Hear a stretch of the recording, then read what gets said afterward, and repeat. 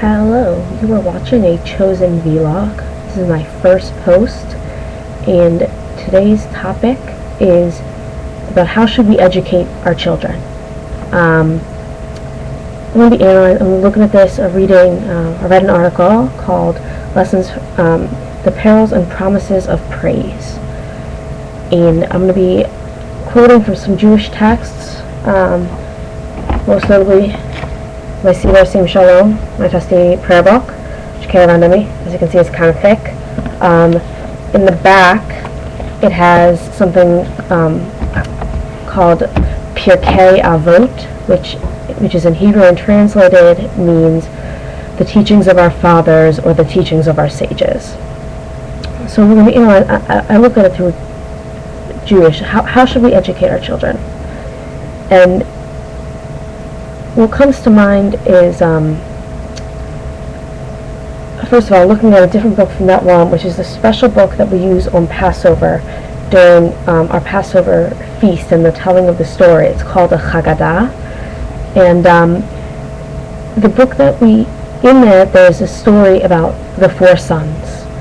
And Judaism is all about passing on teachings to our children. It's all about education. And these 4 sons really epitomize how we believe in educating. We have the wise son, the wicked son, the simple son, and the one who can't even ask, and who's too young unable to ask a question. And the way it goes is that you hear about the wise son first, and he says, what does all of this mean? All of the story, and he goes into the details, and he's talking about the letters and the words, and what we're told what the parents should answer, which is, this is what it means to us. These are the details. This is we encourage them to learn, right? They're asking questions, and you're encouraging that kind of feedback. And you get to the wicked son, and it's a really interesting story because they're talking. The son says, "What does all of this mean to you?" And the next line in there is, "To you and not to me," because he has distanced himself from the education. Now, if you look at the Hebrew carefully, which I'm not going to go into great detail for, they're very similar. The grammatical structure. The wise son actually does ask, "What does this mean to you and not to me?" However, the implication is that the wise son is actually willing to learn, and that the wicked son is not. And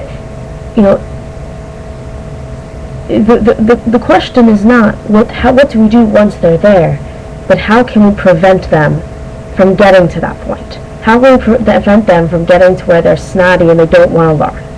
And that's really what the Perils and Promises of Praise is trying to get at, is how should we teach our children, praise them so that they can become like the wise son instead of like the wicked. And I think that the answer to that really lies, the answer that they gave sort of lies in how we answer the simple son and the son who can't ask.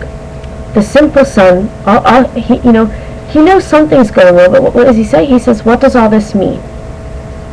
And you sit him down and you say, "It's okay if you don't understand yet, because I'm going to explain it to you. I'm going to tell you all about it." You're acknowledging that it's okay that they don't know everything that the wise son knows and everything that the wicked son knows. It's okay not to know, because I can help you learn it. I can challenge you. I can teach you more. And for the son who isn't even able to ask, or maybe isn't able to advocate for themselves, you explain to them what you can.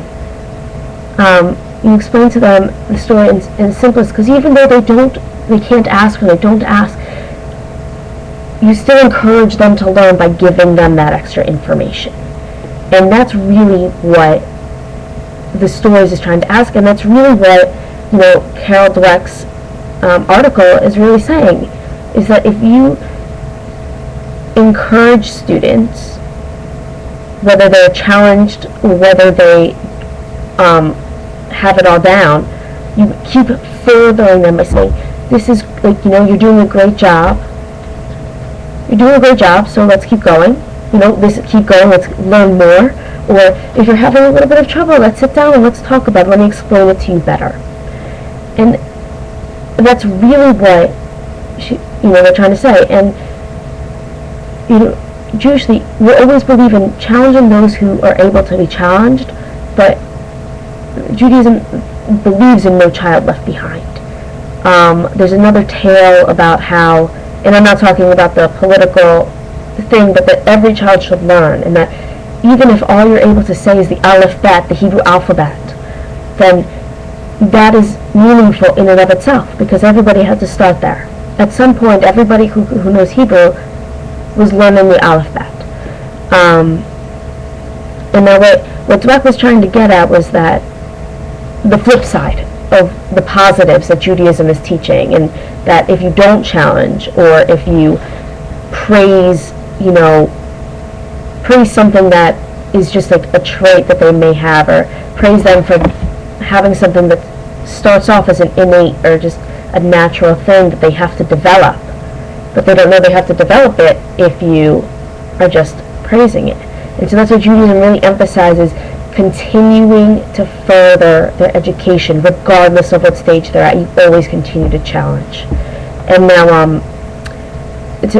I want to end with just a line from Pirkei Avot. It's in the first chapter. There's 5 chapters. It's in the first chapter, and it's in the 16th paragraph. And translated into English, it says, "Knowledge not increased is knowledge decreased." And if you miss an opportunity to teach and to learn, then you're not learning. You're losing that knowledge. You have missed out on that opportunity. And that's the thought that I want to leave in how we really should be educating our children, and how praise can encourage people to learn more. And so that's where I'm going to leave it for today. Thanks for watching, and I'll see you next week.